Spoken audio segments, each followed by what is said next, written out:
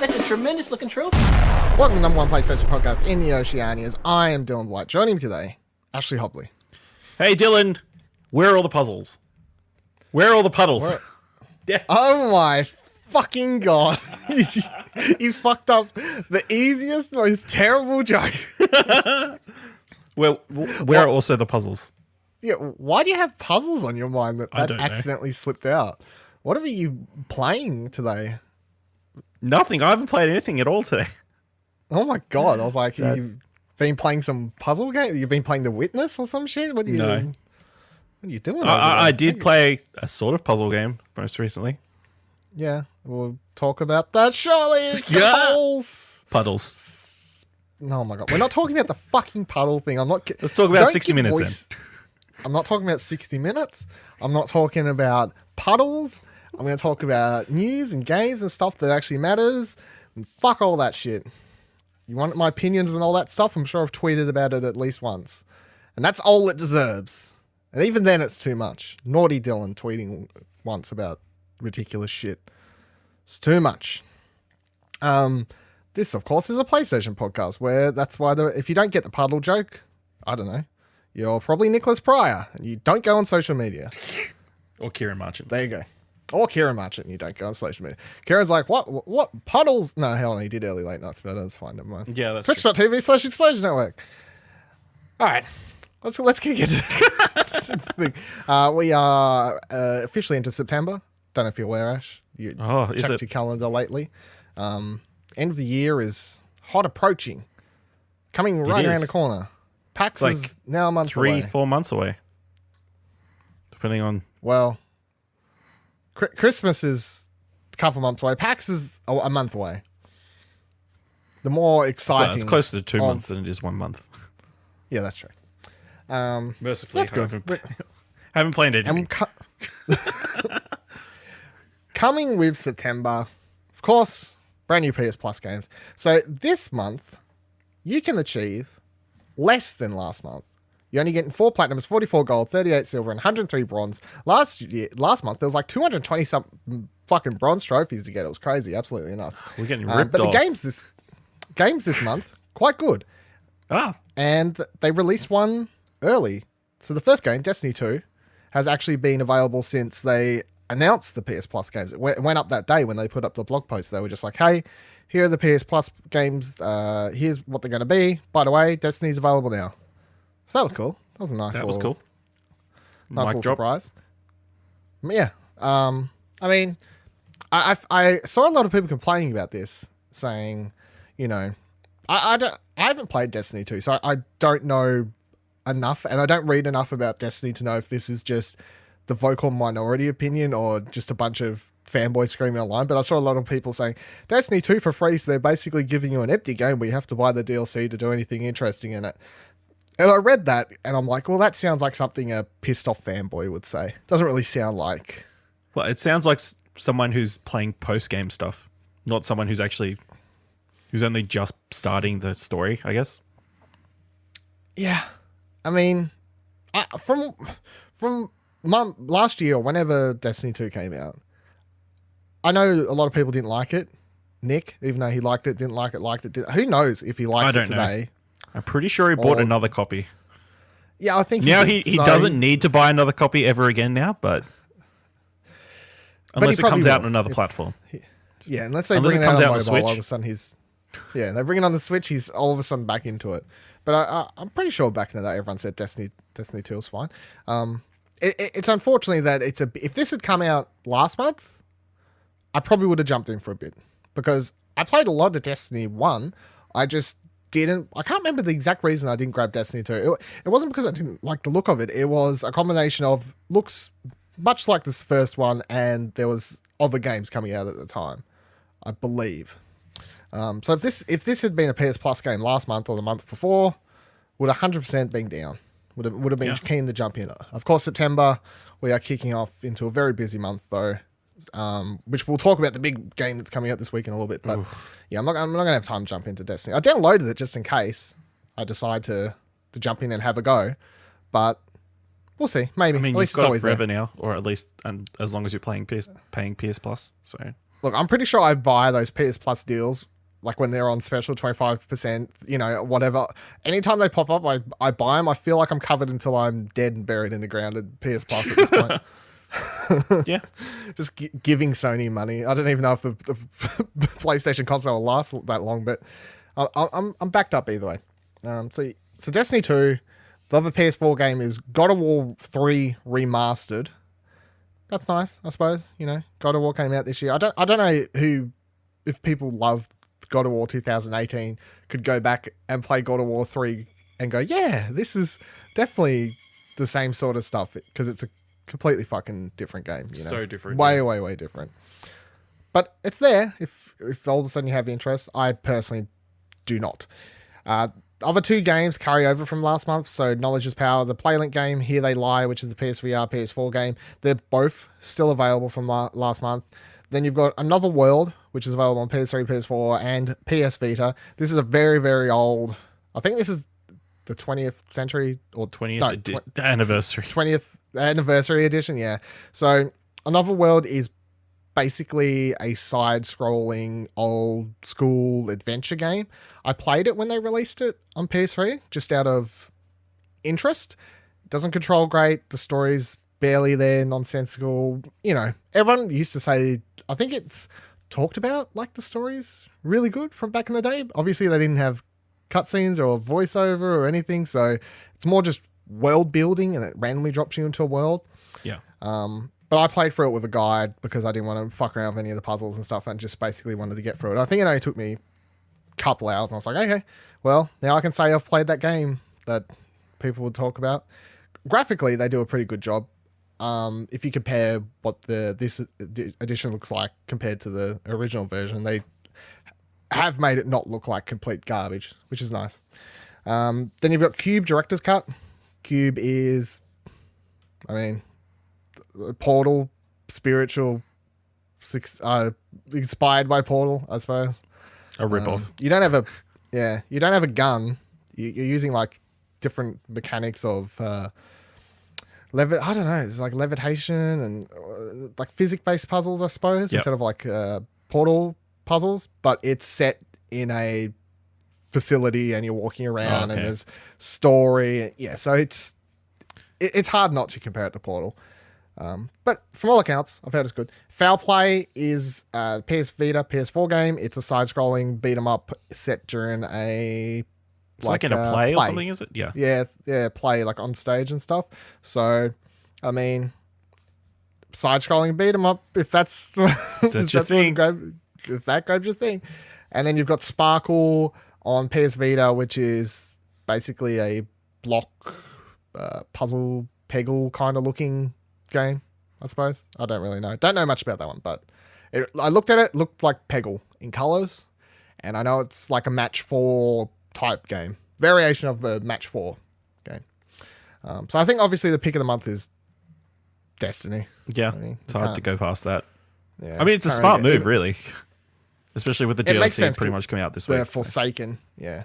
That's what the whole thing is. So Forsaken is out as we move into a little bit next. So let's talk about what's coming out this week. So Forsaken is the big Destiny DLC that's out, and it launched today as you're listening to this. If you're listening to this on launch day, the 4th, and that's the day the PS Plus games were supposed to go up, but they obviously put Destiny out early. But so if they gave you 1 week to level up your character to be the level you need to play this DLC. Yep. That was nicely done, I felt. Because I wasn't keeping up with Destiny. I knew Forsaken was coming simply because you'd see it, news stories, whatever, but I wasn't head to the ground. When is this Forsaken DLC coming out? When the PS Plus thing went up and you saw Forsaken was coming the week after, I was like, okay, yeah, no, I'll buy that as a smart PS Plus move to go there. Yeah. But this is one of those PS Plus moves, because most of the time, a lot of time it feels like Sony goes to someone and says, hey, can we put your game, to help our service, to help buffer our service. But this seems like Activision goes to Sony and says, hey, can we put Destiny on your service? They've already got the partnership this generation, I suppose. But it definitely seems like this is more Activision getting more out of it.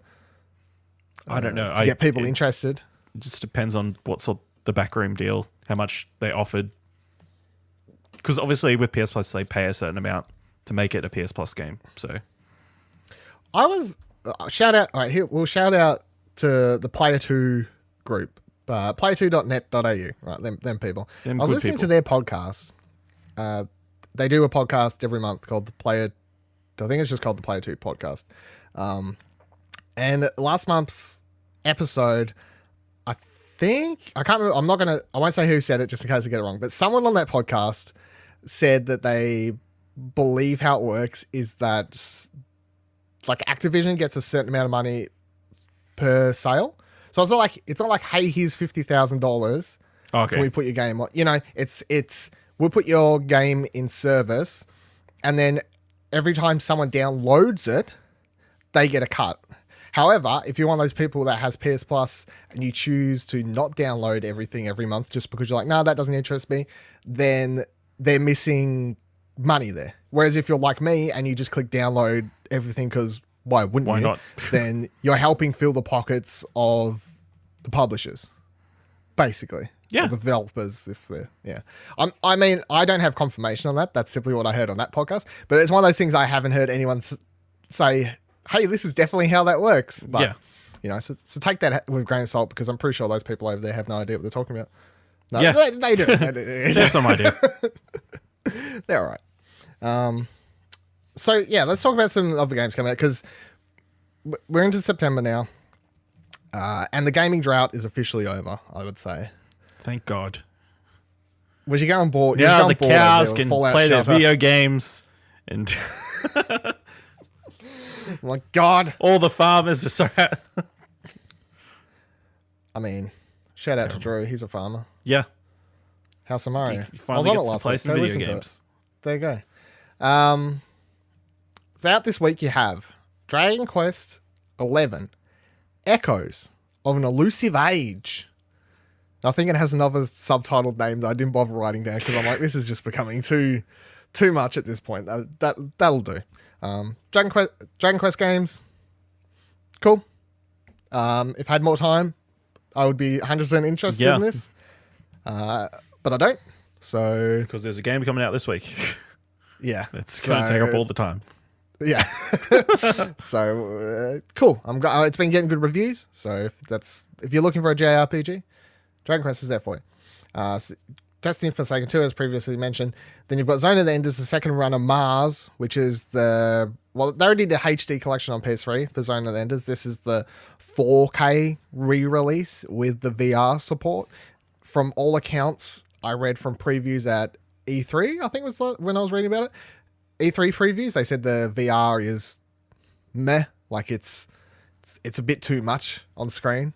Okay. Zone of the Enders, you know, you're flying around in your mech or whatever, and the polygons, because you know it's not a game created for VR from the ground up. They've just added a VR mode. They said like when you're in VR, the polygons just and the explosions and whatever else it's just it doesn't look good, and it's because it doesn't look good, it becomes annoying. And they were saying that, but apparently the 4K does look good if Zone of the Enders is something you're after. Then you've got the NBA 2K19 is out this week. You've been playing the Prelude. Yeah. Tell everyone. It's got Haley Joel Osment in it. I just discovered before recording. So it's it's like there's a story mode like they have every year. And this one's called The Way Back. And you start off as a player who's playing in China because obviously he didn't make the draft or whatever. So he's playing in China. Right. And then he gets called up to a NBA G League team. So that's where I was about to say, I don't know what that means. Ends. Yeah. So like a feeder club, sort of like a lower league in America. Okay, right. Yeah. Are these prelude things necessary? Because I remember last year they had one out and they've got trophies. No, I think it's like the first chapter of the story mode, so you don't have to play like the first chapter. You're effectively playing the first chapter. Okay, so the prelude, like what you play is in the full game. Believe I played the last two preludes, okay. So I haven't played. I assume if you buy the game, then you play that section. Okay. Because there's a lot of setting up the character and that sort of thing, you know, choices. Okay. But yeah. I mean, if there wasn't Spider-Man, which we're about to talk about coming out this week, would this have interest you? Maybe, just to fill time until the next... Until Spider-Man came out? Until Spider-Man came out. So they should have put this out 2 weeks ago? Yeah, probably. That would have been Would have nice. got but Ashley's mug. What are you going to do? 2K, you fucked it. You fucked up. It's fine. You're losing money. I'm sure I'll pick it up at some point. On sale? It looks better than last year's edition. So Okay. the story mode does anyway. There you go. And the Good going, other cool sports thing fans. in the when you're playing in China, they have like Chinese commentary for the matches. Okay. So won't that just that's just going to piss off some ridiculous Probably. people It's out probably there. I going to annoy guarantee. some. That is going to annoy. I mean, makes sense to me because I'm a fan of. Yeah, I hate when I'm storytelling. watching a movie. I hate when I'm watching a movie and it's set in a different country and they're all just speaking English. You know. Yeah. I liked how I remember the first time watching Inglourious Bastards, for example. They would just. It's like they're speaking this language because that's what they speak. You're in that. You know, they're in German. They're German. They're speaking. They're in Germany. German in Germany, and then you Brad Pitt speaking English because they're American and whatever else. But you know, you watch some movies and they're clearly in Southeast Asia, and there's a bunch of Southeast Asian actors, and there's a bunch of American actors. But because it's a Hollywood movie, everyone's just speaking fucking English. Even the random shopkeeper they walk past, I'm always like, it doesn't make any sense. So, yeah, I'm down for Chinese commentators. That makes sense. But yeah, someone's gonna spit it. Like, someone is gonna spit it with that for some ridiculous reason. I can see it happening. Okay, so let's move on to the big title. Of course, Spider-Man is out this Friday. How Yes. excited are we now, Ash? So We excited. keep doing pulse checks every couple of weeks. How are you feeling now, days away? I'm still alive. It's a hard wait. Although I got super lucky this week. I've got the weekend off. I just have to nice. get through Friday, and then I can play Spider-Man all weekend. It's gonna be great. All weekend? Oh, yeah. How have you felt? Obviously, reviews haven't gone up yet. No. But people, we know people have been playing the game. We got word of this last week when pretty much all of my Twitter feed was just a bunch of hashtags saying paid promotion, Sony, you know, whatever the hashtag was that everyone had to tweet out. And everyone had nearly the same tweet. It was ridiculous. It's something Sony has asked them to do, but it's just funny when you're scrolling through Twitter. It's like every single person who's got sent an early copy of the game, be it press or content creators or whoever the fuck, media people. It's always like, hey, I've got Spider-Man, just so you know, hashtag pay, Sony gave me the game or whatever. Hashtag Sony gave me the game. Yeah. Whatever the fuck. Sony did the same sort of thing with Detroit, I remember. I saw a bunch of people using the same hashtag, you know, game provided by Sony or something like that. So it's an odd one. I'm pretty sure it was Sony gave me the game. Hashtag. Yeah. Sony gave me the game. It was a good hashtag, and Sony, you can use that one. Sony, of course, gave us permission to not play the game early, which is disappointing. But So generous of them. so It's okay. So very, very generous. We only do number one PlayStation podcast in the Oceanics. Yeah. They won't Tiny even send market. us one of the biggest games of the year on their first party platform. Ridiculous. How am I supposed to do my job, Ash? It looks like we'll have to give them our money as well. Fucking hell. Yeah, I went off and paid my collector's edition the other day, and last week, because I was like, I was in town, so I just decided I'd pop in, pay it off. There, it's done. Don't have to worry about it, you know. Then I checked my bank account last night or the night before. I looked at my credit card had way more on it than I thought it would have had, and I was like, holy fucking shit, what the and I clicked, I was like, oh yeah, that's right, we spent like $200 fucking at EB paying off the fucking collector's edition. But it'll all be fine. I'm happy to pay $250 for a statue that I don't know what it is. Yeah. It's great. It's hopefully it'll go up in value once you know what it is. Yeah. I don't know, I keep trying to what if it is Spider-Man standing in a puddle? If they recalled all the statues back, they're like, oh, there's a defect, guys. We've got to send you out a new one. Or what if there must be like a water-based villain, you know, like the water equivalent of Sandman. Why don't they have Spider-Man? Look, I said I was going to talk about this. It was actually quite funny. It doesn't count as talking about it. What if they have Spider-Man in a puddle and then they have Electro shocking the puddle? Ooh, that would look cool. And to piss everyone off, it's Jamie Foxx.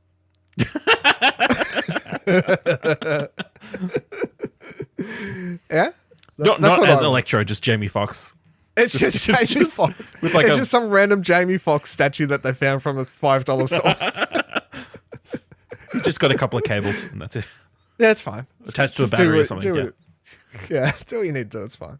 I think on Thursday, I might just have to mute Spider-Man off Twitter or, do whatever I need to do. I know. Reviews go up Wednesday, apparently. I think I read. Yeah, well, it's usually you don't have to worry. You're like, hey, it's the media. There's no way spoilers are going to leak until the public gets it. But then some fucking random outlet decides that talking about something that is 3/4 of the way through the game that's never been talked about shown before isn't a spoiler because they decide it is, and then everyone's just shit. Yeah, so I don't know. You gotta be careful. Maybe I just mute stuff Wednesday. I'd love to just dive off social media, maybe. But here's the thing with a movie. I remember preparing for Star Wars, for example. It's very easy to go, I'll stay off social media for 2 days, and then the movie's at 12. I walk out at 2:30, whatever the time is, and I'm good to go. Because a movie's, you digest it in however long the runtime is. Yeah. With a game, though, you could be like, hey, I'll dive off social media, but how many fucking days is it going to take me to complete the game? You don't really know, so that's the tough thing. That was my problem with God of War was I knew I wasn't going to be able to play for it as fast as I wanted to, and then I got that spoiled because I didn't just stay off social media, but I couldn't stay off social media for a week. Like, it's a long time. It's a long time, yeah. It's part of my job, quote unquote, to use social media. So it's a conundrum. It is. PlayStation, help us. Send us. Yeah. Send us. Yeah. You sent me the problem. You sent me a copy earlier and would have had no problems here, would I? But anyway, looking forward to Spider-Man, of course. And we also got news this week that Spider-Man is going to be receiving post-launch DLC as soon as October. So you have to beat the game in the month, Ash. By the end of October, you need to be ready for this DLC that's going to be popping out. Got this first part of DLC. So it's the first of 3 parts. The DLC is called The City That Never Sleeps. Bit of a on-the-nose, ridiculous title. But apparently sees you facing off against Black Cat, who in the main game leaves little, I don't know, signs or notes or whatever that you'll find that are going to hint at the events that are going to happen in the DLC. So, excited to face off against Black Cat? Yeah, sure. What do you think of the what do you think of the small contingent of people saying that it's pretty shitty of them not to include this in the full game and release it a month later as DLC? Those people are idiots. Yeah. Okay. Because good. We're on the same page. This game went gold. What? I feel like it was 2 months ago or something. It was this game went gold early, right? Now, for people who don't understand how the world works, if this, and I'd have to look up the exact date. Maybe I'll fucking type it in as we're going. Spider-Man Gone Gold. Let's see what it says. When a game goes gold, that's it. They burn it to a disc, and that is the finished version of the game, right? So I see a story here from GameSpot August 1st. I see one from July 30th from some comic book, July 30th. All right, most of the stories I see are from July 30th. So let's put it at July 30th, the game went gold. Yep. So after a game goes gold, they then continue working on patches. A day one patch, if there's any little bugs and tweaks that they find between gold and now that they need to do. And then they get to work on DLC or go on holidays or depending on what the studio it is, just go work on other things, take a break, whatever it is. So they've been working on the DLC. Now they're talking about the DLC. No, it doesn't make any sense. I don't buy any of these arguments about it should be on the disc. It's ridiculous. DLC is good for people. It adds more content to games that you like. There are a lot of times games that I really like don't get DLC and I'm annoyed. Because I'm like, I really like your game. I would happily pay $15 more for another couple hours of content for this. And the other problem I have is when a game releases and 6 months later they release the DLC. Yeah, that's the and worst. I say, I'm over it. I've had your disc put away for ages. I can't remember the controls, what was happening. You know what I mean? So to say that the first part of a 3-part DLC is going to be out a month after launch, I say that's smart. That means people are not going to trade it in straight away. Yep. That means I'll be fresh off the heels of finishing it and we'll pick it up happily, dive back in, won't have forgotten all the controls. We'll be fine, good to go. It's a good way to make sure people don't trade your game back in straight away, and then EB Games or whoever gets all your money when people are buying the pre-owned copy. So, no, this is silly. This is good. That argument is nonsense. No, I can see where they're like, oh, they've just cut out a bit of the game and decided to make it DLC. But that's not how it game works. Development works. No. It's not a cake. You can't just cut out a piece of the game. You can. Capcom is known horribly for doing it, especially with the fighting games, you know. Yep. But I think that's a lot different because fighting games, what they lock out is characters, even though they're on the disc, which is very much just, it's on the disc and they charge you to basically change a number on the code that says, hey, no, you can play as the character. This isn't anywhere near the same as that scenario. But that's fine. If people want to hate DLC, money grabbing developers, that's your argument to make. But no, I'm excited. DLC for Spider-Man a month later, or a bit over a month later. Yeah, great. It's cool that it's like 3 parts. It's like, it sounds like it'll sort of be like a Telltale sort of story. Episodic story. Yeah. So that's. And so there's 3 costumes as well over it. So it's presumably 1 new costume per episode. They said there'll be a bunch of new challenges. Great. More Spider-Man content to keep you playing until the end of the year. Maybe if it's successful, they'll do it again. Give us more. Yeah, that's what I'm thinking is this it? Or do they wait and see how well this DLC does before deciding to do more? Or are we going to get more Spider-Man content going into the new year? I hope so. Most of the time for games like this, I dream of that Fallout or Bethesda structure of 2, 3, or Witcher DLCs, or which 2 meaty expansions. But I always think of Fallout 3, which had 2 smallish DLCs. They took 4-6 hours, and then they had 1 big one which was increase the level cap and everything that took about 10, 15, 20 hours, depending on how much he was doing to the complete.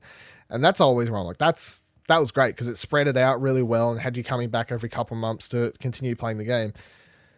I like DLC. I obviously hate what Capcom does and everything, but I read DLCs coming for a game, and as long as it's not a studio that I know aren't doing what Capcom does, then I have no problems. No problems. I'd be pissed off if this was collector's edition DLC that was releasing 3 months later for people who didn't pre-order all that shit. I'm not on board either when people do, if you pre-order the game, you get the DLC day one, or else. Was it the? I don't think they do it much. Arkham Knight had something like that, I think so. Story mission, or was it City with the Catwoman thing? Wasn't that, or was that always on? I can't remember. I know. Yeah, I think Batman that was a PlayStation Batman is exclusive bad for thing, it, wasn't it? Yeah, I think so. But anyway, DLC rant. Done. Dust that one off for you. Let's talk about some stuff we've been playing this week. So we both played Donut County. Yes, we did. I wrote a review for it. Yes, It's up on the site, explosionnetwork.com, or look in the description below, or swipe sideways. I don't know how you're listening or watching this. I gave it a 7.5. Good game. Yeah. Cool mechanics. Really cool mechanics. But felt like it was just over way too fast, and I found all of the characters insufferable. I enjoyed the characters. Which is weird to say because it's a game. I think you're overthinking it. Is there such a thing as overthinking it? I mean... Yes, there is. Don't judge my thoughts on my critiquing of the video game. Your thoughts are over. Jesus Christ, Ash. For people who don't know, Donut County is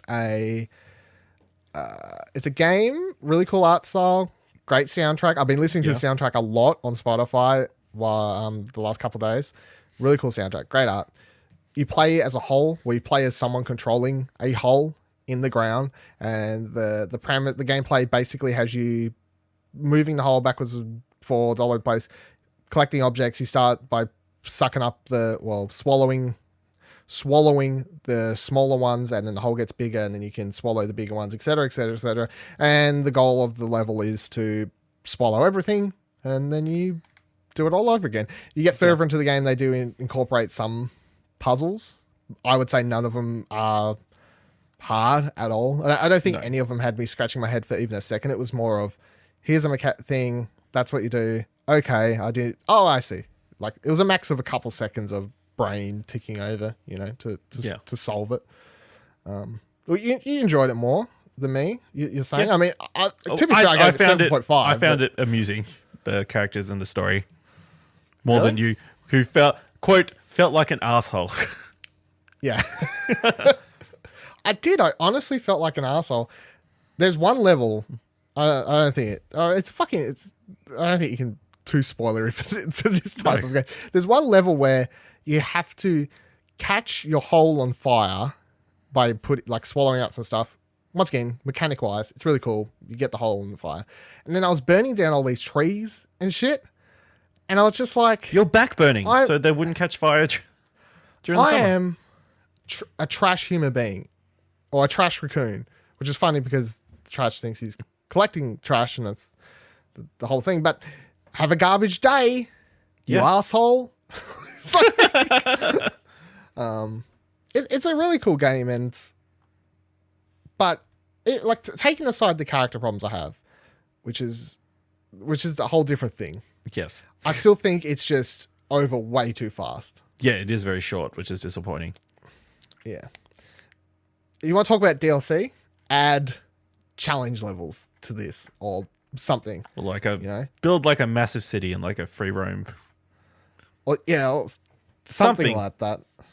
Because just the mechanics that they introduce to you by the end of the game, they've said, they've taught you a bunch of different stuff. And the last couple levels when you're inside of a building, that's the only level of its kind in the game. The rest are very similar-esque.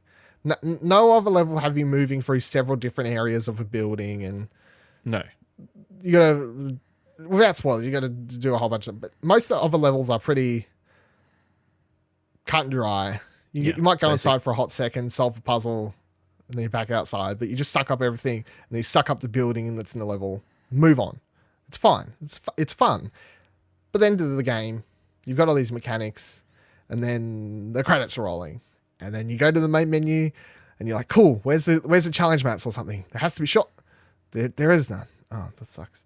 And, I mean, it's a game basically created by one dude, Ben Esposito. A few other people did work on it with him, but for the majority, it is just a game developed by one person. So you can't argue too much. Well, there should be more in your game that you've worked on for years and years by yourself. But at the same time, taking away that information, just judging it as the game it is still disappointing to not have a bit more. Yeah. It just feels it's just over before you even realize it. Is it leaving you wanting more? Or is it just not enough, in your opinion? I would have liked to have wrapped up the game and known that there was some challenge maps or something. Because the other thing with the challenge maps, that what the challenge maps would solve, it would be my character problems. Because this is where we get into weird psychological elements of it. In the campaign, now this game is a lot more story heavy than what you may think. There's cutscenes between every single puzzle. Every level, and not just 2 seconds of dialogue. It's back and forth between a bunch of characters who are at the thousands of miles below ground.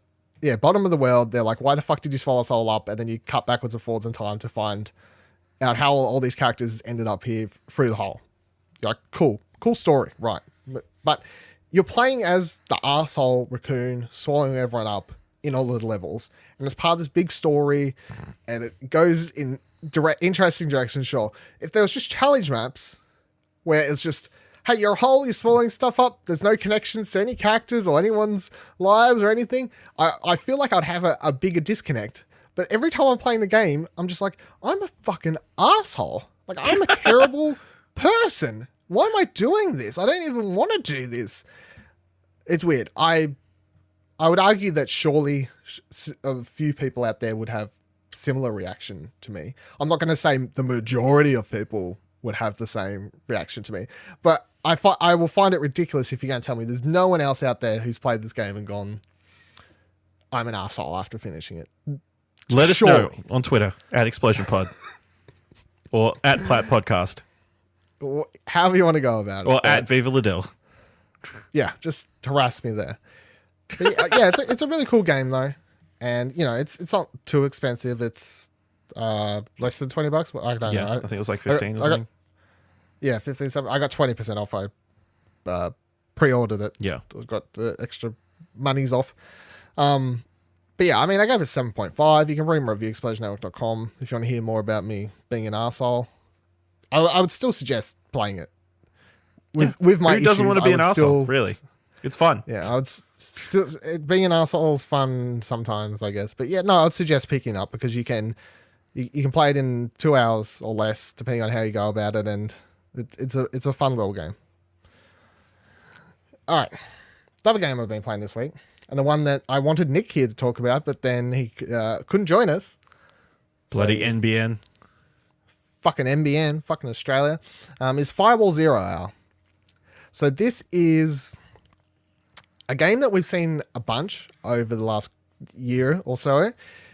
They would show it in VR hype reels, PSVR hype reels. They would talk about it at PSX, I believe is the first time I saw it. I recall they did talking to Ryan Clements or whoever the fuck was there on stage about it, or behind the scenes Twitch stream or whatever the fuck they had going on. Yeah. It's like, okay. And I remember first time seeing it going, cool. So it's PSVR Rainbow Six. And that is just the easiest way to explain it. It is PSVR Rainbow Six Siege. And this is coming from someone who has never played Rainbow Six Siege. Now, this doesn't have all the modes as Rainbow Six. It doesn't have a similar setup, weaponry, or anything like that. The reason it is basically like Rainbow Six Siege is because it is 4v4 teams. You load into a level. You're either playing as the attacker or the defender. If you're attacking, your goal is to hack an object, like a computer type thing or whatever, and then it reveals a location of a laptop on your map, and then you have to find your way to the laptop and hack it. And some levels, if you hack it straight away, it's over. Some others, you have to, wait out a minute as the hack takes time, etc. As a defender, obviously, it's to do the opposite. It is to stop the enemy from hacking the waypoint and eventually hacking the laptop. Matches can be over in as quick as, I think I lost one in 30 seconds. They can go as long as, I think, 5 minutes or something like that. So there's 9 maps. It can be very quick or tense gameplay. And that's it, one mode. There is not offline. It's all online. Well, no, I think there is offline. Like you can play versus AI, but I tried it out once. It's versus bots. It's not very fun. It's fine. But the game mode they do have, I think it's called Control. Yeah, it's called Control. The game mode they do have with 9 maps is a lot of fun. And it has that repetitive want to play more nature of a good multiplayer mode where you'll lose a match and you'll be like, fuck, I just one more before bed. Lose again. Oh, fuck, just one more before bed. You win one. Fuck yeah, okay. That was really good. Yeah, that was over too quick though. I'll play another one. I'm about to level up. I'll play another one. And then I was up till about 2:30 the other night just playing this. Yeah. And I think the highest selling point I have for it is I can't remember the last time I played any multiplayer game and was thinking about it during the day. Like, I can't wait to get home and play that multiplayer game. I just want to do a couple rounds of that. I just want to pop in and do a couple rounds. That sounds fun. I can't remember the last time I stayed up until that early in the morning playing any game really, let alone a PSVR multiplayer. Or multiplayer or a PSVR game. I reckon it's also the longest time I've spent in VR. Like, well, I take it off to pop a drink between rounds or whatever, got up to do my toiletries over the hours of time or whatever. But even given that it's the longest I've sat down and just played PSVR for, and I was never sick, anything like that, and it is basically what I want shooter-wise from PSVR. And I'm all for different experiences in VR, and Nick isn't here to say it in his own words, but he's said pretty much the same thing, that this is the game he's been looking for from VR. And we it's worth noting that we are playing it with the aim controllers, the big white plastic controls, which I will admit that I didn't look up or read into enough when they were announced, because I thought it was just a big plastic thing with an extra analog that you plugged your Move controller into, and it was like an add-on to the Move controller.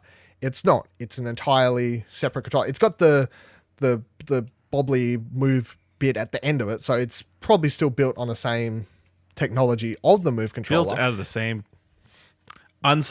built out of unsold Move controllers. Yeah, probably, or something like that. But it's a really good controller, and I can't imagine playing this game without that controller. I think you can play DualShock Move controllers however you want. It is not going to be the same. If you're wondering how it works, because you're like, oh, how do you move around, blah, blah, blah. So there's two ways you can play it. And I started with what I would say training wheels on, which is that you can flick the analog stick left and right, and it'll rotate your character in, 45-degree diagonals using one analog stick. Then the analog stick towards the front of the controller, you push it backwards, forwards, left, right, and that's kind of like your right analog stick if you're playing a normal game. And then you can move your head around, whatever. And obviously you're holding the controller, that's your gun, you're moving it around. After doing a couple hours with training wheels mode on, I turned it off, and now the analog stick is just kind of like playing a normal first-person shooter. It just rotates me however I want. Yep. And then the right analog stick goes for gold. Your brain just kind of trains yourself to... I don't know how it works. You'll just be just doing it. You'll just be moving the right analog stick, you'll be moving your head, you'll be moving the gun, you'll be moving the left analog stick, and you'll be floating around like you're just in there, because it's VR and it's magic, and it does tricky things with your brain, and I absolutely love it. Video games. Yeah. And they there's other affect your things brain. about this. If this wasn't a VR game, it would just be a subpar one mode, whatever. Yeah. I will admit that. But the fact is, that is a silly thing to say, because it is a VR game. It is a game designed for VR, and it works magical wonders in VR. And I don't want to chuck out it's my favorite PSVR game yet, but I'm on there. I'm headed towards. It is definitely up there, and I'm not a huge FPS multiplayer guy. I've enjoyed my time with the Battlefield games over the years. A bunch of other ones I've bopped in and out of, Battlefront, whatever.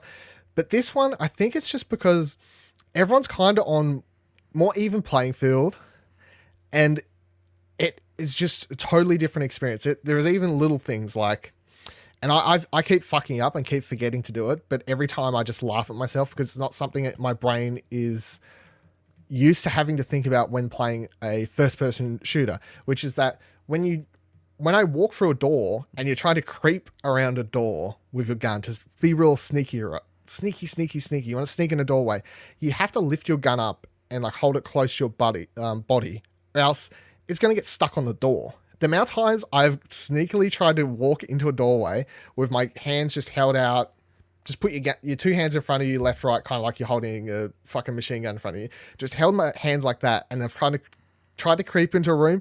Next second, I've bopped my head inside the room. Someone's seen me. I've gone to shoot, but my gun's stuck between the fucking doorway because it's a physical object. You don't feel the reaction is the thing with VR. That's one of the things. You don't feel a vibration, so maybe that would be something. I don't know if you can do that, but it'd be nice if you bump the door, it vibrates. It's like, oh yeah, I just bumped into something. I need to do that. But other nice features with that is if you bump your gun on a door, enemies will hear you. It'll show up on their map that there was a noise down there, which is really cool. Adds to the way you've got to play the game. Stuff in this game like blind fire, you can do in games that you can't in normal first-person shooters. You can blind fire in games, sure. First-person shooters, usually if you get behind cover, you can hold down R2 or whatever, your character will kind of just spam in a direction or whatever. But this, when you're behind cover and you literally can't see and you're just holding your hands up in the air, just like randomly shooting, and then you actually hit someone, it feels a lot cooler. It's a different thing. Poking your gun around, just holding a gun around a door or a wall without knowing what's there, or thinking there's an enemy there, and just firing off, and then like leaning around the corner. It's great. And this is also a game that requires 1,000% cooperation.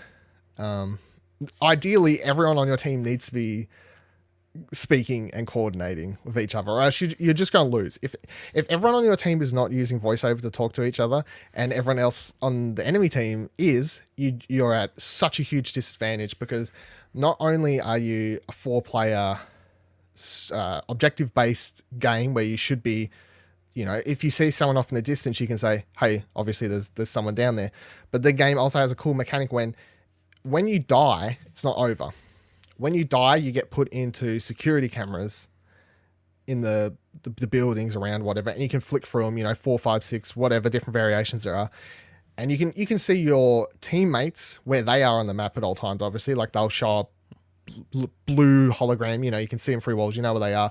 But you can also see the enemy team. They don't show up like holograph with their usernames, but if you spot them on the security cameras, you can then tell your teammates, hey, there's someone down there, which when you hear about it, you say, well, surely that's cheating, but it's actually part of the game, because the enemy team can do the same thing.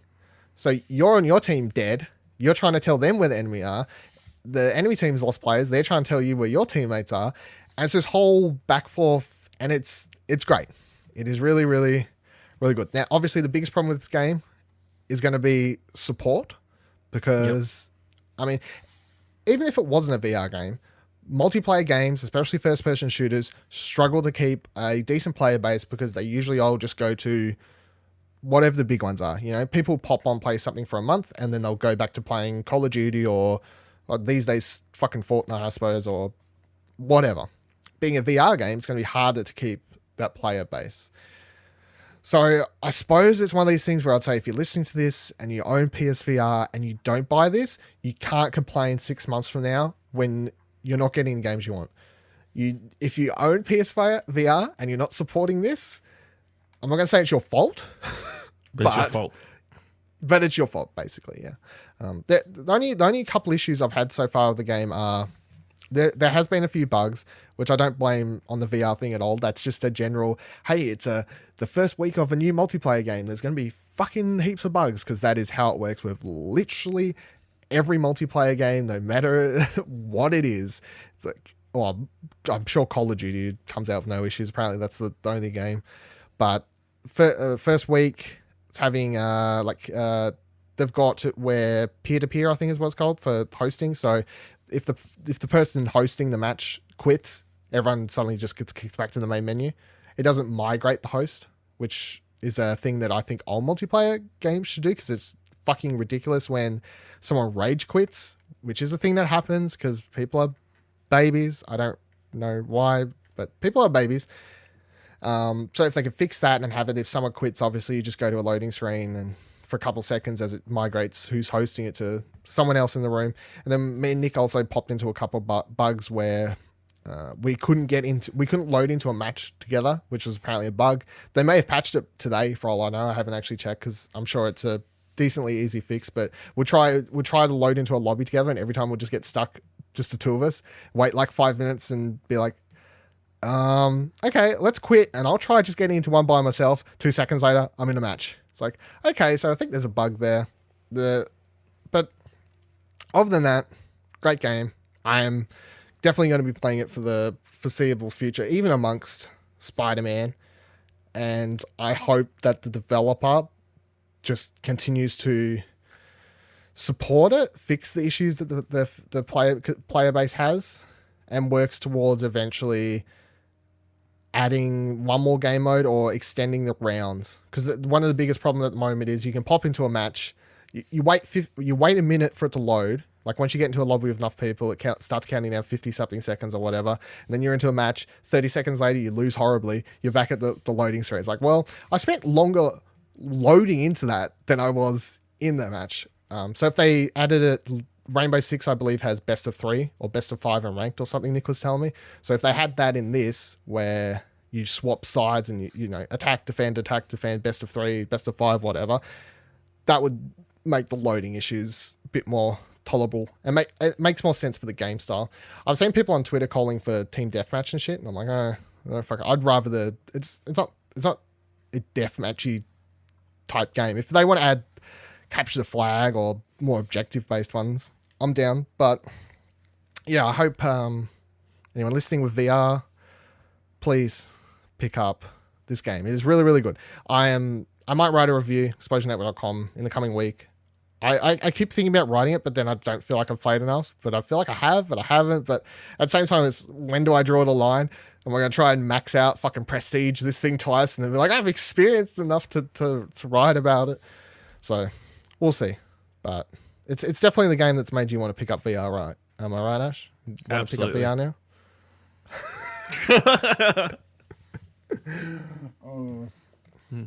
Now, what do you reckon? Think you'll see more games like that?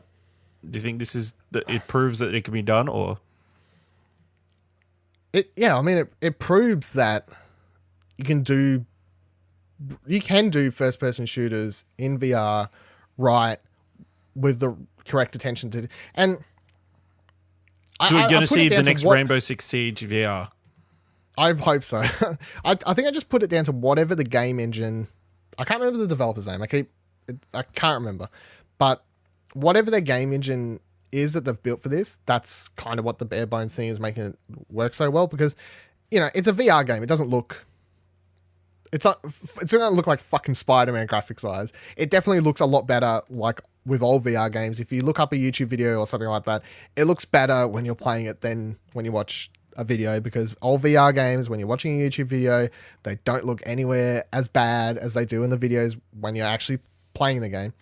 But when you are playing, it does look good, runs well. There's no, lag issues and stuff. I was playing the other night and someone was saying their gun was drifting away from, but I haven't had that issue. I presume that's just they need to recalibrate their gun. But this is, I don't know how many multiplayer games for VR we've had now. It's like we start with Rigs, which I never actually tried out. And I know there's been a couple other ones that people have tried to do. I don't think any of them have succeeded really from what I know. I think people played Rigs a little bit, but that was obviously launch VR, so it's there. There's definitely a hankering, I suppose, for multiplayer VR titles, especially ones with guns, because VR, I think the two things people jump to in VR is cool, I can shoot things in VR, that sounds great, and like driving. So I can sit down and drive. They're the kind of two go-to genres, I guess. This is the first one that's done the shooty pow, shooty stuff right, as far as I'm concerned. So it's great. That's my pitch. I hope it's working. I hope everyone's not sick of listening to the VR by then. Well, if you could easily get into games, I guess there must be a fair amount of people playing it at the moment. There is at the moment. I haven't had too many issues by myself. As I said, I had issues with Nick, but that was down to a bug. Maybe there's just a bunch else, of 3 people teams. Yeah. Well, that was another issue. I'd get in and we got in once and put Nick onto the opposite enemy team. So we just stayed in the party chat. It was funny.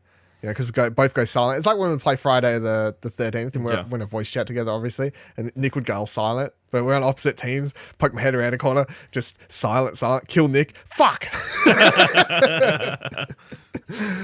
So that's fun. But yeah, by myself, I've never had issues. That is my biggest worry, and that's why I kind of just want to spam play it at the moment.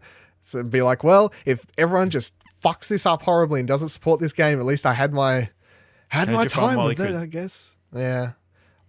Ideally, I'd love to be able to, a year from now, people are still playing this, But I doubt it. If I can get 6 months out of it, please. Yeah. It's good. At least, I'm not going to try and platinum it because the platinum looks hard, but let me try and max level or something. I don't know. Yeah. Something. Just help me out. Anyway, I don't know if this game's the one that's going to make people buy VR, but maybe there are a couple of people out there who have been waiting for a game like just this. A good shooter like this, and this is their their trigger to pull the VR. You know, maybe they've got a couple of things that interest them, but this is the one to pull the literal trigger. Then I vote do it. I vote do it.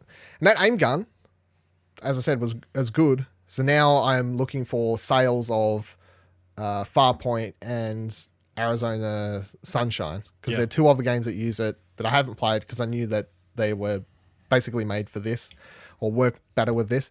Nick, who talked about I don't think when he talked about Arizona Sunshine on the show, I don't think he's finished Arizona Sunshine. Wait, he said he got scared playing it, but he was playing with the move controls or something like that. Yeah. He told me the other day he went back and played it for at least a little bit. Completely different game, he said, using the aim with controller. The controller? Yeah. He said way, way better. So there you go. All right, let's It's less scary when you're holding a gun. When you're actually holding the gun, yeah. Actually, one last thing before I move on. The funny thing is, I'm up at 2 a.m. or whatever, and the thing with VR is you don't have to have your TV screen on. Like, you can have your TV screen on, and then you can look at it if you want to take the headset off to rest, and you can still see what's happening, or whatever. Or people in the room, if they want to be able to watch what you're doing. Obviously, that's what the TV is for. However, if you're just sitting in a room like me by yourself, there's no necessary reason to have it on, which I find it so funny. It's like up at 2 a.m., headset on, fucking that video I made and uploaded to Twitter. So I'm talking to these 3 other Australians who are just, I don't know what was happening at their place the other night, but there was all sorts of crazy stuff that I didn't even put in that video. That was probably a bit much. But I'm in this world, fucking shooting, and you take the headset off, and then complete darkness in my room, quiet throughout the rest of the house. Oh yeah, that's right. It's it's 2 a.m. and then I put everything down on my chair. It's like the big glowing headset, the big glowing fucking gun, the big glowing headphones I had on over the top, and I just set them down in my chair, and then I went to walk out of the room to go get a drink. Turn around, there's just this chair of glowing lights, and that's it. It's the future. VR's great. Yeah, VR's great. Talking about shooters, Battlefield 5 has been delayed until November, Ash. It's now coming out versus Spyro and Fallout 76. Ooh. What do we think about this news? So you've got one side, everyone's going, okay, cool, get the game right, because this is the side I'm on of Fallout. Battlefield games, last couple of years, heaps of issues, always come out, patch, server issues, bugs galore, blah, blah, blah, blah. Even look at Battlefront, bugs, issues, blah, blah, blah. They say they're delaying it extra time to make sure it works. I say, cool, glad you're doing that. Other people say they're delaying it to just get the fuck out of the way of Red Dead and Call of Duty. What do you reckon? I'm just really glad they're taking the time to make it more historically accurate. Why do you bring up all the shit things this episode? So the fucking puddles and the misogynist. You'd have to believe that a little bit is trying to get away from Red Dead. I think it's lucky the week in between. I mean, yeah, it's a tough ask. I mean, it makes more sense to give it that extra month to do a bit more polish and then go up against Fallout. They said Fallout, a game which we don't know how it's gonna be received. That's going to have horrible bugs out the door, so as well. And then Spyro. They took extra time as well, so we should think that game's going to run fine, hopefully. And I'll be on the one disc, maybe. Hopefully. Whatever. Please. But I'm fine with this. I actually am intrigued by Battlefield 5 this year. I think it looks good. I don't think I'll have time to play it, but if somehow happened, I am interested. In fact, I even watched an hour. Are you disappointed because you didn't want to play Red Dead? So that would have been a good spot for it. Yeah, well, I mean, there's always stuff. It's not like I'm going to run out at the moment. I could be still playing Spider-Man DLC or something. Who knows at that point? That's true. You know? The stuff always definitely coming out will every be week at this stage, basically. I mean, PAX is that weekend also, so yeah, that's true. I'm not really worried. Like, what am I going to do this weekend that Red Dead's out? Oh, I'm in Melbourne. Who fucking cares? Fuck video games. I'll play video games. It's a funny weekend to be like, fuck yeah, I don't care about Red Dead. Fuck video. Oh wait, no, I'm going to a place to play video games. Yeah. I'm happy they're taking the time, and I believe them. And I hope it works out well. I really want this game to do well, solely to piss off everyone that says they're not going to buy it because of the quote historical inaccuracies. Yeah. Really wanted to do well solely for that reason. Just to prove a fucking point. Historical inaccuracies. Get the fuck out of my life. Jesus. Don't get me started. It's interesting they moved it so close to Black Friday as well. I think I read somewhere it's like 3 days before Black Friday. So whether that hits their sales or not. Do you know what Black Friday is? Yeah. I don't understand. What is it for? It's like the day after Thanksgiving. It's like the massive shopping before Christmas holiday. What? Really? Thing. Yeah. So it's like... Have you not seen the videos of like people almost killing other people? Yeah, no, I've seen the videos, but I didn't understand why they have it. Like, it's the same as our Boxing Day sales. Yeah, it's like our Boxing Day sales, except... Yeah. Yeah, it's the day after Thanksgiving. Boxing Day's like, hey, here's all our leftover Christmas stuff on sale. Their Thanksgiving... So their Black Friday sales are, hey, here's all our stuff left over from the day after you thanked our... Isn't Thanksgiving for thanking their, like, what do you call it? I know, it's some American thing. It involves Native Americans and stuff. It's confusing. I don't really understand, but there you go. All right, moving on. Gwent's single-player game is now releasing as a standalone title. Thronebreaker, The Witcher Tales will presumably release somewhere between mid-2019 and the end of the year. CJ Projekt Red is also continuing to work on fixing issues with Gwent, the Witcher card game, which is now just the multiplayer component of the Witcher thing. Have you been at all... Do you like cut these... Have you ever played like Hearthstone? I played a bit of Hearthstone for a while, I think a couple of months. I tried the beta. Yeah, didn't really get into it. Didn't get into it? Obviously, I haven't played much Witcher, so yeah, I don't have that attachment. Well, to be fair, the Gwent multiplayer one, depending on when you played it, they've basically fucked it up to the point it doesn't look anything like the... Yeah, they've changed it a fair bit from what I've heard. A lot, yeah. And that's apparently one of the updates they're working on for that, the multiplayer portion, is to kind of roll it back to be more the game that people want it to be. Do you reckon a single player story focused Gwent game is more up your alley though? Could be. I mean, if it's got like a story and some sort of... They reckon it's going to be 30 hours. What? Yes. Okay. They reckon it's going to be 30 hours. So... Unless it's like super hard. I don't know. It's like, okay, so if there's every couple minutes a 5-minute cutscene for a story, that's pretty intense story. Or I don't know. That's a lot. Yeah. It's a very big 30 hours. That can't be right. Someone's adding a zero. It's a 3-hour cargo. Fuck this game. But yeah, I played a bit of the multiplayer one that came out. Still in beta, technically, whatever. It's supposed to release fully by the end of the year, so they say. We'll see how that goes. But yeah, that's still technically in beta, even though they hold esports competitions for it and stuff like that. It appears every couple months I see someone winning monies for that game. But yeah, I didn't particularly like it, especially after I read some of the changes they made, because as much as I like Gwent in the original game, in The Witcher 3, the Gwent expansion thing, just they made a bunch of changes to it and it didn't look fun to me at all anymore. Single player experience, and if they roll it back to be more in line with the gameplay from the actual Witcher 3 game, yes, I'm down. A 30-hour card game? Maybe? I don't know. It appears too long.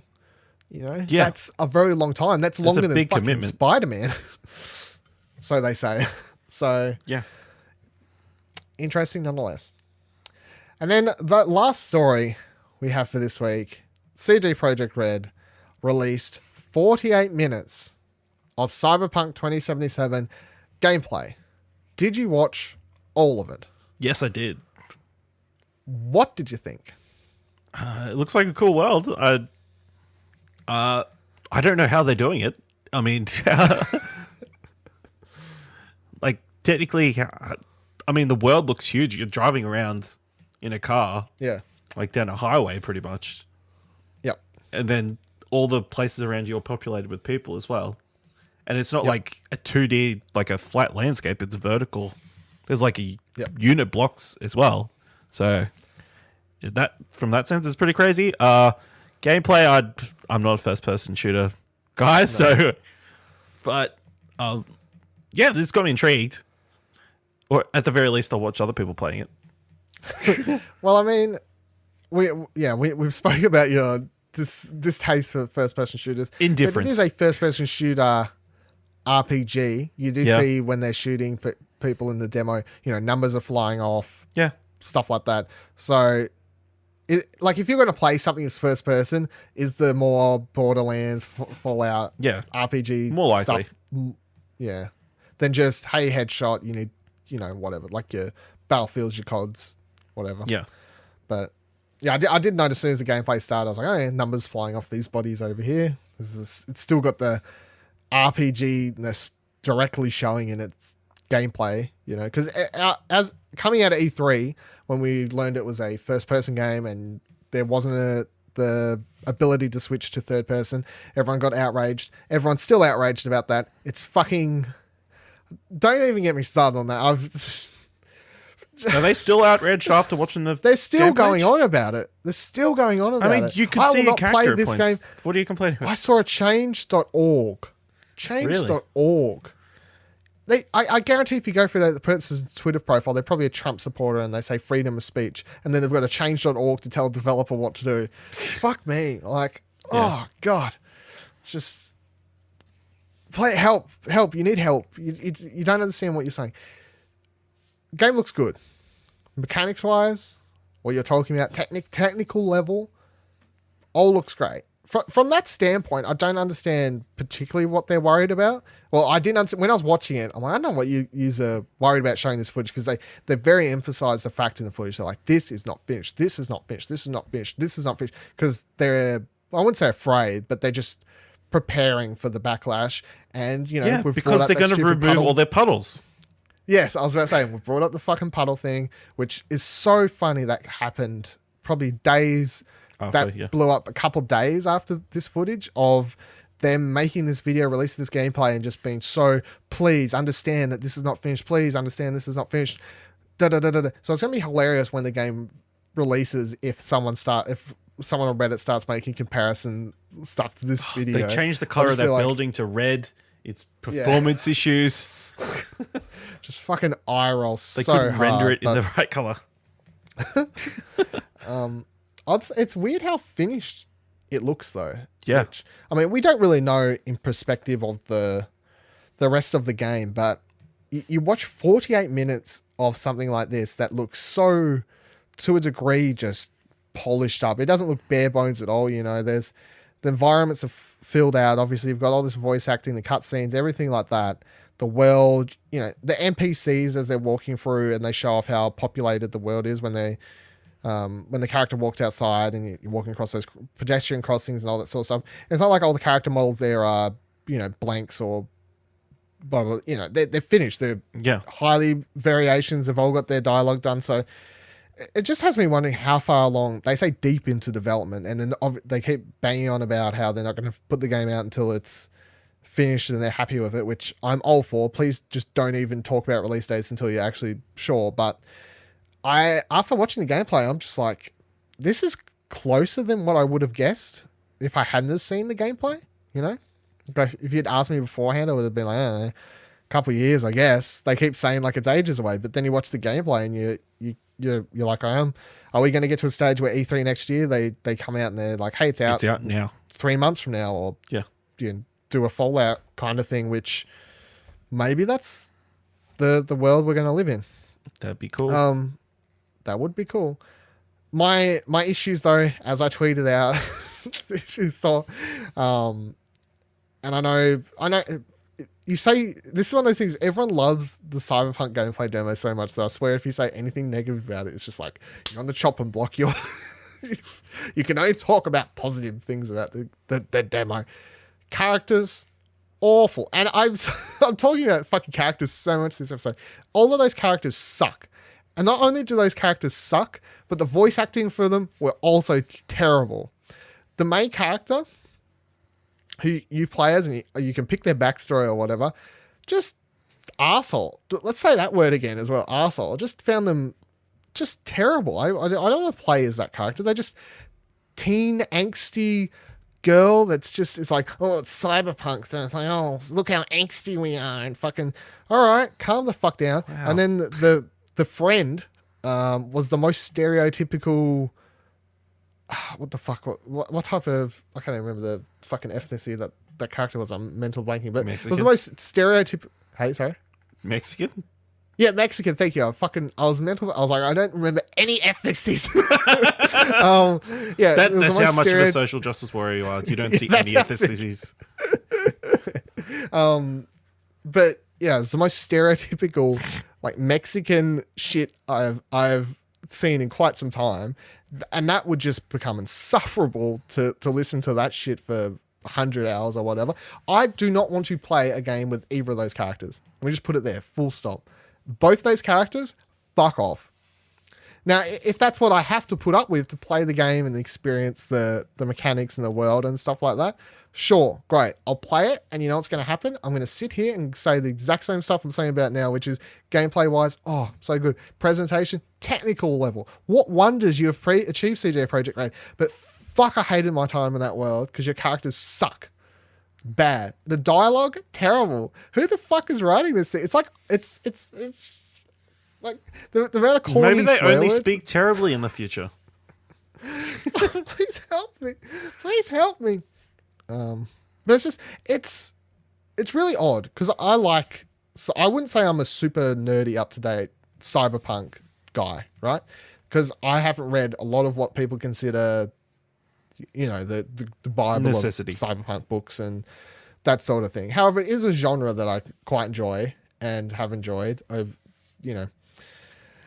And I enjoy it for several aspects. One of which is the stuff that this is getting right, which is the aesthetic, the world, all that sort of stuff. And I'm a big fan of, if you've got Cyberpunk, you need to hit me, I've said it before, you need to hit me with that fucking dubstep techno music, which they've got going, whatever. That's all great. They're hitting all those marks. And then the other part about Cyberpunk that always really interests me is when you look at films like Blade Runner and whatever else, they're really deep. You know, it's a genre that's on surface level may appear to be something, but is always trying to say something more than just punk haircuts and pretty flashing lights and music and whatever else. This just appears to be everything from Camp A, but nothing of B so far. It's like you got the Mohawks, you got the characters, they're all angsty, they're all fucking annoying, and you got the lights, the music, the cool cars, accessories, guns, but I saw nothing that says that this is going to have anything of that Camp B, a bit more to it in the story. Like, you got characters getting body modifications or whatever else, but they just seem to be going, oh yeah, they're more fucked up, they're getting more body modifications. Yeah. Is that it? Is that the total? I know I'm reading a lot and judging a lot off the... Yeah, you are. the demo, but... Admittedly, it's 48 minutes, but it's only scratching the surface, really. You would think. Yeah. My argument is, it is 48 minutes. That is a lot. That is, let's just basically say it is an hour. And if I play an hour of a video game, if I sit down to play an hour of Cyberpunk or The Witcher or Fallout, whatever, huge RPGs, if none of these games grab you, or if they annoy you or piss you off or make you want to turn them off within an hour, and you turn to someone and say that's what happened with that game. I turned it off after an hour because it annoyed me. It was boring. The characters sucked. I would turn to that person and just say, I understand. Yeah, an hour of your life is an hour of your life. You could have spent that watching a more interesting TV show, playing an hour of another game, anything like that. So I wouldn't read this much off a 2-minute normal trailer, but it is 48 minutes. So, but it is very early in development. They said deep in development, actually. Very deep into development. It's subject to change. Looking for feedback. The thing that has me worried with that is they're so worried about the gameplay and people complaining about the way the world works and the gameplay and et cetera, et cetera. That's what they bang on about. They're like, you know, these gameplay elements could change. The way this looks could change. The menu interface could change. All these sorts of things. None of that's what I had problems with. Any of the HUD display issues I had or gameplay mechanic or any of that stuff I had problems with, I can just easily go swipe that away in my mind and not worry about it because I know I am watching gameplay footage for a game that's still deep in development, quote unquote. But the thing with the story and the characters and the script is, well, are they rewrite the script? Can they fix story issues? Can they fix these? I mean, the voiceover stuff, they could probably fix, easy enough. Well, not easy enough, but that's not as big as an issue as some other things. But if the core basis for the game and the story is pitched at a teenage level of understanding of Cyberpunk that is cool, flashy things with no substance, if that's what it's pitched at the core level, then everything, it's just not fixable. So you can fix gameplay things. You can't fix if your team has been working on something for, I don't know, like 6, 7, ages. You can't fix something from a base pitch boardroom meeting level if it is being pitched from day one as the thing. And it may not turn out to be that. And I'll be like, okay, cool, I'm happy. I'm going to turn around and be like, thank God. Thank God that didn't happen. But I'm still excited for the game. Still excited to see more. Yep. However, they did put out a 48-minute gameplay demo and said, give us your thoughts. There you go. So you see these project right. There you go. They are my thoughts. Ash is over there like, Jesus fuck, Dylan. Jeez, Dylan, you're on the chopping block. You're only allowed to talk about positives about this. Yes, that is what I've heard. Wow, it's exactly what I've heard. But enough of that. All right, let's move on towards wrapping up the shows we head into. Hashtag every trophy counts. Oh. So this is an interesting one. And this is the only trophy list that's popped this week. Well, no, I'll talk about one, but the big one, the Quiet Man trophies have popped, which would lean me towards believing that the game is probably going to be releasing within the next month. Because I don't think they put an official release date on it. They just said, whatever's coming up soon. But trophies are popped. The game is currently being shown at PAX West, or was shown at PAX West, sorry. I haven't seen any previews for it. All I've seen is people tweet about it, and most of the tweets were so ambiguous, but it was, from what I gathered, it was, this is very Japanese, this is very weird. I don't know if I like it or hate it. Like, people just seem to be... They're still not sure. Yeah, I played it, I don't really know. But to me, that's like, cool, that sounds great. The trophies, unfortunately... 0 platinum, 1 gold, 2 silver, 9 bronze, whole bunch of ooh on that one. Whole bunch of ooh. No point playing this. Sorry. Straight into the bin with this one. No, I'm still intrigued because, as we've talked about it, find me another podcast out there that has talked about this game as much as I've brought it up on Platinum Explosion in the last month or so. Doesn't exist. I'm telling you right now. Listen to every podcast. Quiet Man fan cast. Yeah, I'm sure there is one. Look, I'll start Countdown to Quiet Man. Start the official Quiet Man podcast. But all the trophies, it seems, you'll get by playing the game bar 1. So basically, all the trophies were complete chapter 1, 2, 3, 4, 5, activate focus time for the first time, activate focus time 10 times, etc. All these things that sound like stuff you'll just pick up by playing the game. So for one trophy, the 1 gold that says complete the game without being hit during game. So, is that hard? Maybe. Find out when it comes out. Is it a game where if you just slowly pace it out and you always just attack enemies by countering and it'll take you ages to kill them, but you could just patiently do it that way? Sure. Is there a boss battle that's really hard at the end of the game where you're going to get hit and you're going to be pissed off because you just spent an hour and a half and now you've got to restart your whole thing? Sure. Will I go for this trophy? Probably not, because there's no platinum. So, yep. There's the Quiet Man. Firewall Zero Arrow. Bring it up once again real quickly because I did talk about trophies last week and was wondering how hard they would be. They are hard. They are straight up hard. You'll get a bunch by playing it, a couple easy ones, play the tutorial, etc., etc., etc. But then most of them, because it is a multiplayer only game, are quite specific, break a door by shooting an enemy's dynamite that's on it. Some shit that involves so many very specifics. One of the golds in it is, as a defender, win a public contracts match by killing all 4 members of the attacking team while your entire team is dead. That's hard to do when you magically get into the circumstances that you can pull it off, you know? Because even if you're fucking amazing at the game, you need the rest of your team to die before anybody on the team is dead. Yeah, and then you need to pull off the miraculous effort of killing them all. So that's definitely not an easy platinum. You should definitely still pick up the game, though. Donut County, as we talked about, is a very quick game and is also a very quick platinum. Took me about 2.5 hours. How long do you reckon? Yeah, probably about the same. Shout out to you getting your 5th platinum, Ash. I checked it before. I was like, oh, five for the young man over here. He's got 5. Make me proud. I reckon. Was there a guide up when you looked? Because you did it like the day after. I didn't really look. Most of them you just pick up along the way, I think. Yeah, most of them are easy, but I reckon there was only the guide, the safe. The safe one, yeah, that one's. But yeah, you can figure it out easy enough without a guide. I reckon the soup one, I couldn't be bothered waiting to figure what this one is. Oh, yeah, I'll just look it up. Yeah, that's fair enough. Yeah. I reckon if you have a guide though, if you sit down to play it solely for the trophies with a guide written out in front of you, I reckon you can just platinum it in an hour and a half. Maybe. Like you can take an hour.